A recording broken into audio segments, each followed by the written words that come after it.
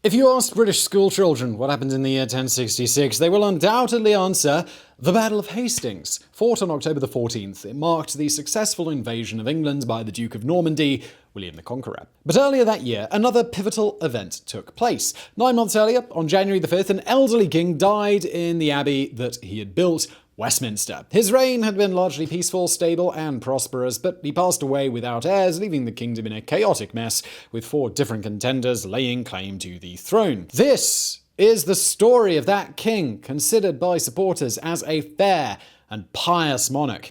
He was slandered by his critics as weak and ineffectual, yet also prone to violence. He went down in history as both a king and a saint. Edward the Confessor, the last Saxon king of England.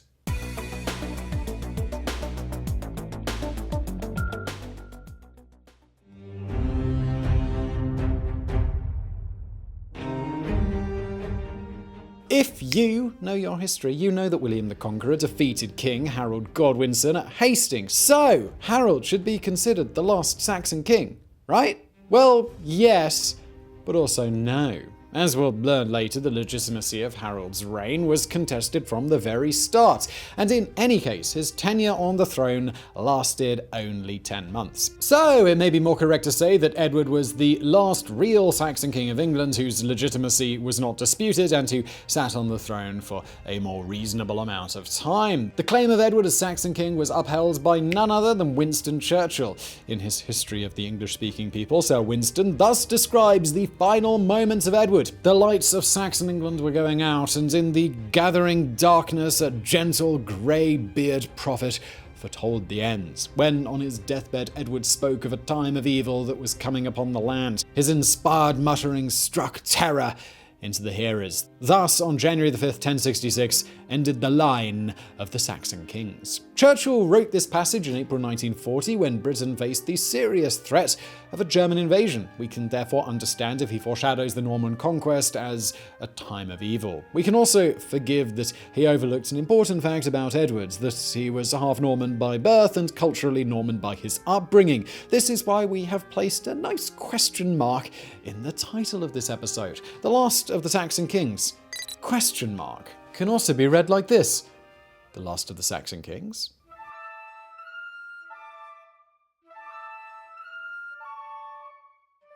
Edward was born sometime between 1002 and 1005 at Islip in Oxfordshire. His parents were Emma of Normandy and King Ethelred II of England, belonging to the noble house of Wessex. Ethelred was christened as the Unready, a styling that is more accurately interpreted as the unwise or the one without counsel. As a king, Ethelred found it difficult to defend his lands from frequent raids by Danish Vikings.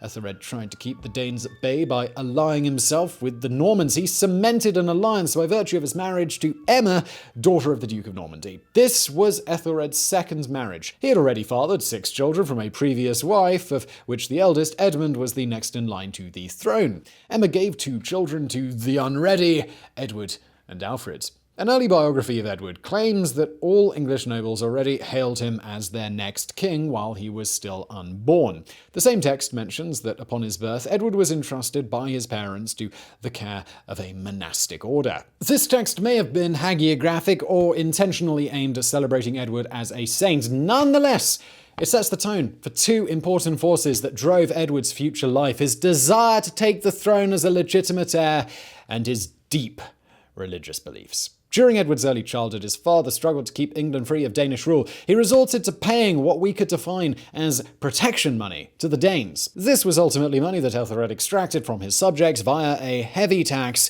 known as the Danegeld. The Vikings pocketed the money, of course, but according to the Anglo-Saxon Chronicle, they went about as they pleased. In other words, the bribe money hadn't really altered their behaviour all that much at all. This was so true that in 1013, Danish king Sven Forkbeard invaded England and laid siege to London.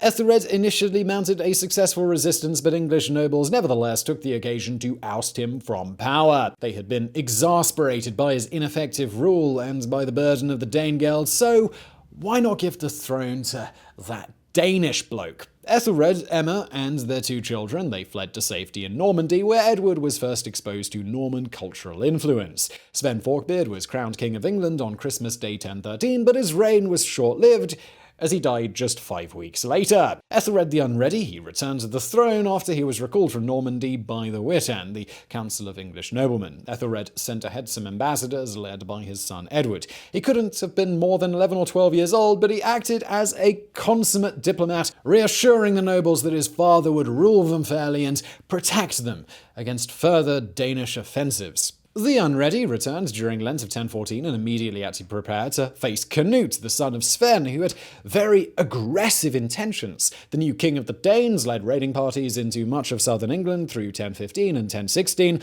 plundering and slaying with gusto. His army had grown stronger thanks to alliance with Edric, the powerful Earl of Mercia, which is roughly equivalent to today's Midlands. All the while, Ethelred lay ill in the town of Corsham, and the marauding Vikings were opposed by his son Edmund, nicknamed the Ironside. On April 23, 1016, St. George's Day, Ethelred died. His people shed few tears, though, as the Anglo-Saxon Chronicle records that he ended his days having held his kingdom in much tribulation and difficulty as long as his life continued. The Witan elected Edmund as the king, and the Ironside continued the fight. It appears that his half-brother Edward was by his side. At this point, our protagonist must have been about 14 years old, and he had displayed religious and diplomatic qualities so far. But that didn't stop the young prince from proving himself as a beast of a warrior. According to a Scandinavian source, during a battle with the Danes for the control of London, Edward came within striking distance of King Canute. He then delivered a formidable downward blow with his sword. One of Canute's lieutenants, Thorkel the Tall, shoved his king out of harm's way, but the force of the blow was such that it smote asunder the saddle and the horse's back. After a defeat at Ashington in the county of Essex, Edmund agreed to an alliance with Canute. Under these terms, the Danes would retain control of Mercia and much of the north of England, while Edmund would rule over Wessex, which corresponds to southwestern England from London to Cornwall. In November of the same year, Edmund died of natural causes, and Canute declared himself king of the whole of England, supported by a large part of the Witan.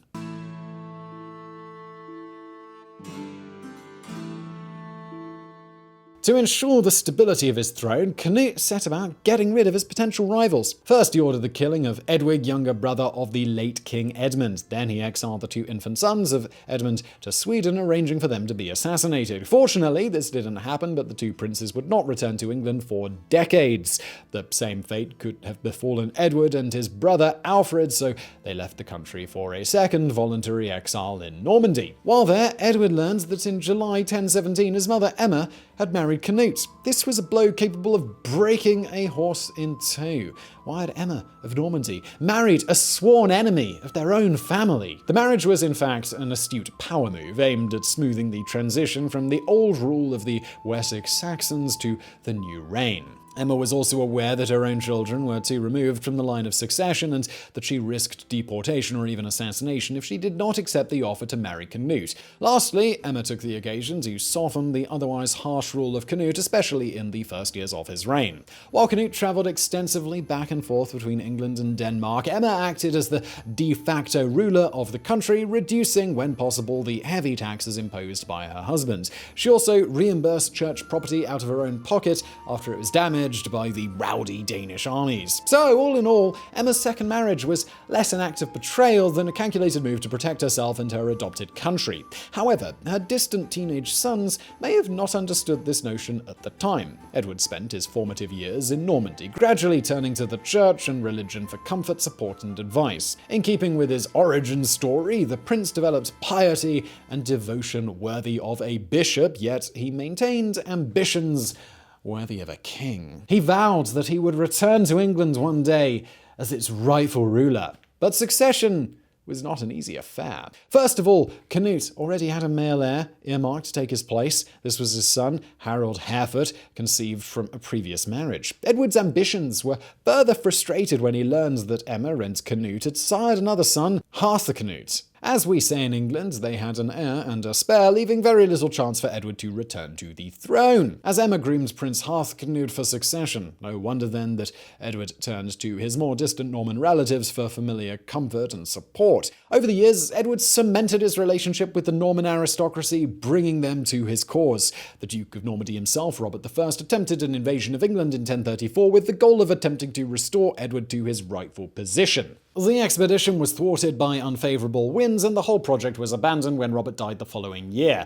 In November of 1035, another funeral took place on the other side of the Channel. King Canute had died. His son, by Emma, Harthcnut, was declared King of Denmark, while Harold Harefoot stood as regent in England. Now, the de facto King Harold had no reason to show any loyalty to his dad's second wife, Emma. He could have gotten rid of her at any moment. Emma needed protection, and it may be for this reason that she invited her two sons back to England from Normandy. Shortly after their arrival, Alfred was quickly captured by an opportunistic Godwin, Earl of Wessex, who wanted to ingratiate himself with Harefoot. Godwin slew most of Alfred's party and then handed him over to Harold. The Anglo-Saxon Chronicle describes what followed as such.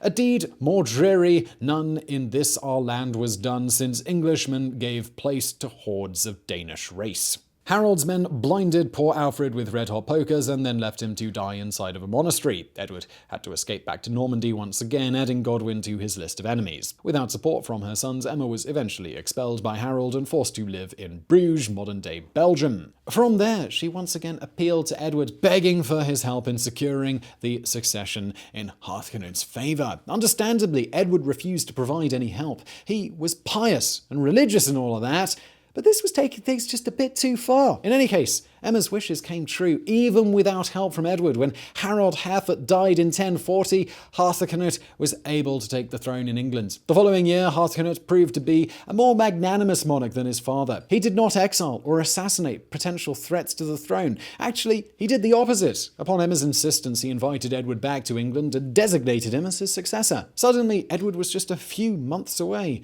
from the goal of a lifetime.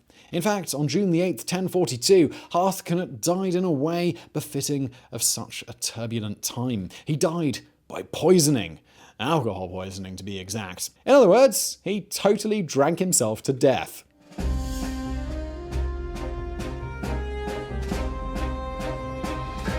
Even with Harthcnut's blessing, Edward still needed the wit and the Council of Nobles to support his ascension. This was not a given, but he did enjoy their support thanks to the lobbying of the three most powerful Saxon earls, Leofric Seward and, wait for it, Godwin, Earl of Wessex. Yeah, the same guy who played lackey to Harold Harefoot and who had caused the gruesome death of Edward's brother, Alfred. It may sound strange, but Edward and Godwin did forge an uneasy alliance born out of political opportunism. And, of course, thanks to the wit and support, Edward was crowned King of England on April 3rd, 1043.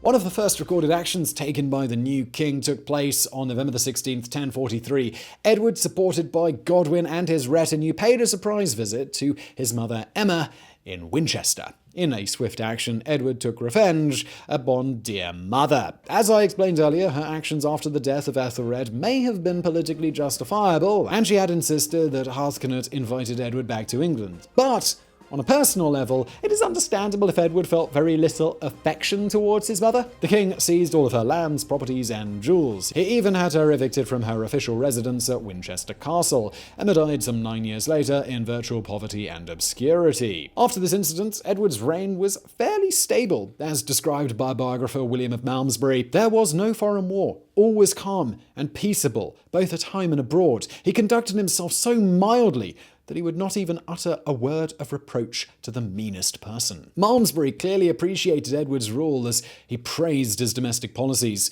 In the exaction of taxes, he was sparing as he abominated the insolence of collectors. This good king abrogated bad laws with his wit and established good ones, and filled with joy all that Britain over which he ruled. Nonetheless, Edward had to deal with internal conflict. The same earls who had supported his claims soon grew suspicious of Edward's pro-Norman leanings. These were reflected in his administrative and ruling style. More visibly, the Norman influence was evident in the new abbey he ordered be built, Westminster Abbey, the first English church in the Norman Romanesque architectural style. Edward knew that of the earls of the Witan, the most powerful was Godwin. He sought to prevent any conspiracy by becoming a relative of his. In January 1045, Edward married Godwin's daughter, Edith. Godwin may have twirled his moustache at the thought of becoming grandfather to a future king, except Edward, constantly torn between political power and religious pursuits, made a vow of chastity. Edward's demeanour was increasingly priest-like. He was popular among his subjects for his piety and devotion,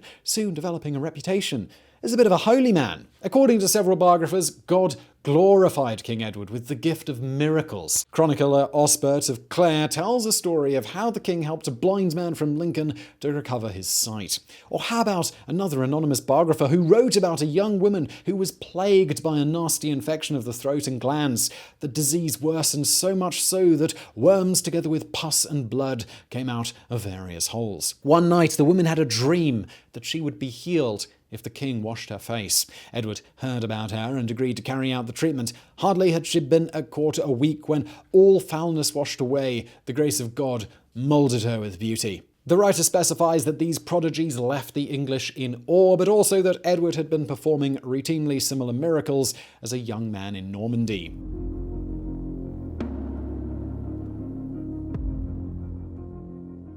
The Normans haven't quite left the story just yet, which seems like a bit of a recurring theme for the life of Edward the Confessor. Edward's mother was Norman, his upbringing was Norman, his most trusted advisors were Norman, and sometime during his exile, he had even allegedly designated a Norman heir, Duke William. In 1051, Edward appointed a Norman, Robert of Jumièges, as Archbishop of Canterbury against the direct wishes of his father-in-law Godwin. Archbishop Robert was not too keen on Godwin either, as he reported that the Earl was plotting to assassinate the king. The relationship was reaching a bit of a breaking point. Things went from bad to worse in September. The townsfolk of Dover attacked a retinue of a Norman visitor, the Count of Boulogne. In retaliation, the king ordered Godwin to exact punishment on the town. Godwin refused. He began raising an army with his eldest sons, Sven and Harold. The rebel Earl marched against the king, who was taken by surprise. The English crown could raise a national militia, but it needed time. Only the most powerful nobles could rely on standing armies, which they could mobilize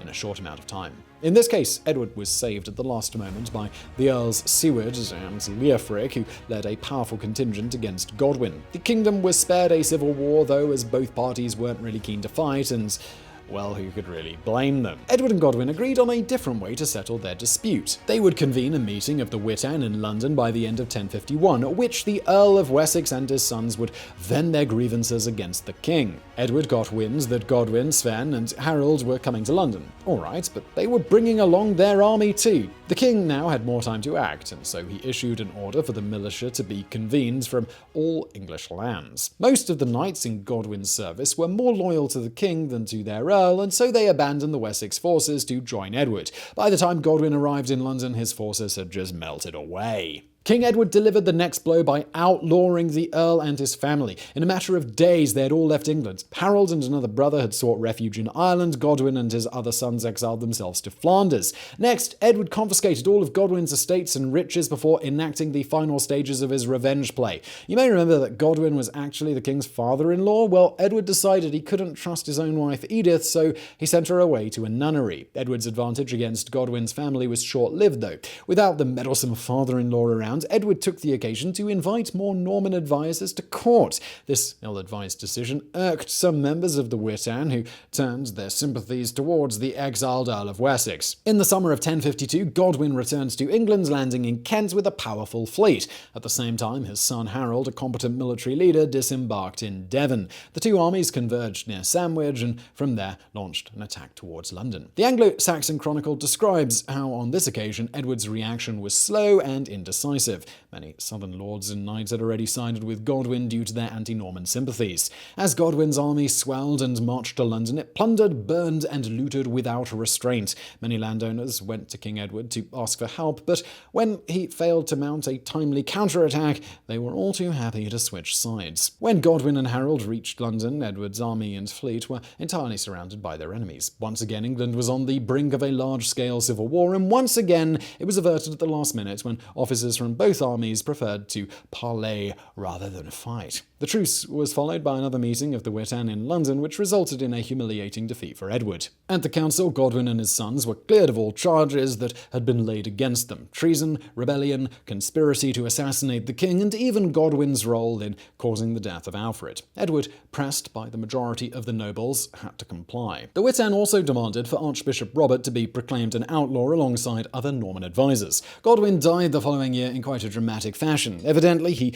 choked on a piece of bread after swearing to the king, "Let God who knows all things be my judge. May this crust of bread which I hold in my hand pass through my throat and leave me unharmed to show that I was innocent of your brother's death." Despite the schadenfreude of his death, Godwin and his family had emerged victorious from their duel with Edward. Moreover, the Norman influence had been removed from court. If Duke William of Normandy wanted to sit on the English throne, he'd have to earn that right by force.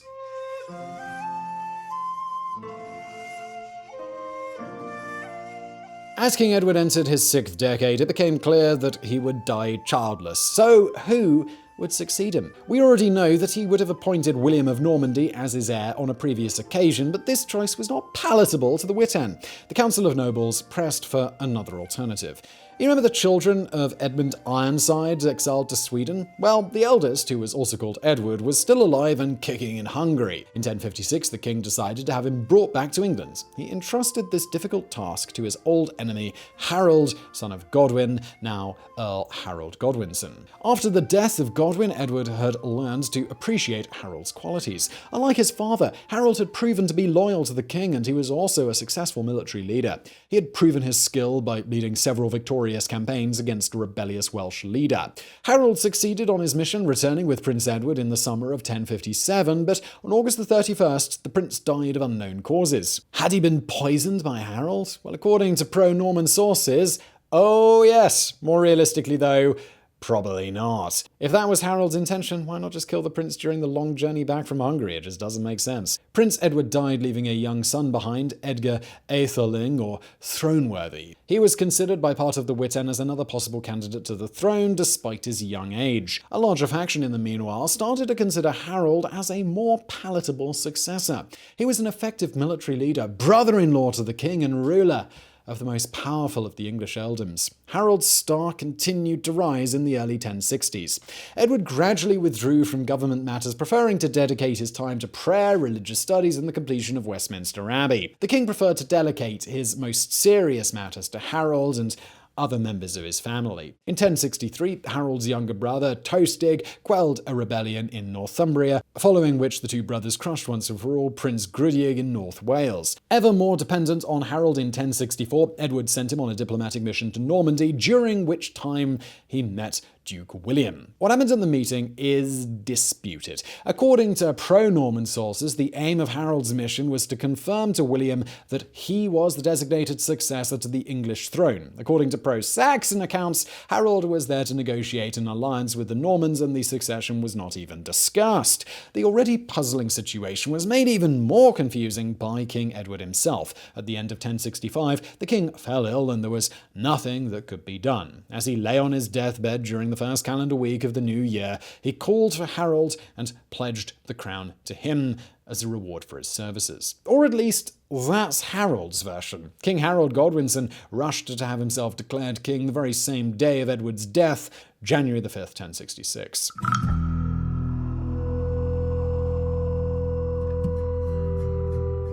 King Harold's position was all but secure. Edgar the Aetheling may not have been a credible contender, but William of Normandy was a fearsome rival. If that wasn't enough, there was a fourth claimant to the throne, Norwegian King Harald Hardrada. Now, I'm not going to go into details of what happens next. For those, you can search for our Biographics video on William the Conqueror. I will instead consider King Edward's legacy. His record as a successful leader is criticized by some historians. His reign was largely peaceful, sure, but he could have spared the country much infighting had he acted more decisively when dealing with Godwin. His predilection for Norman customs and his own Norman heritage was perceived positively by pro-Norman chronicles. In fact, he could be considered the first of the Norman kings rather than the last of the Saxons. However, his unchecked bias towards advisors and bishops from that land eventually caused discontent amongst Saxon noblemen. Over time, time, memories of his piety and stories of his miracles took over his more earthly deeds. In 1163, almost a century after his death, Edward was formally proclaimed a saint and styled the Confessor. This title indicates a saint who suffers for his faith, but is one step short of martyrdom. In 1269, Edward's bones were laid in Westminster Abbey, his abbey, which back then was the most sumptuous shrine in the Western world. Edward was England's patron saint until 1348, when he was replaced by St. George. His cult remained alive for centuries, though, and sick pilgrims would sleep by his shrine in the hope of being cured. So I really hope you found that video interesting. If you did, smash that like button below. Don't forget to subscribe, and thank you for watching.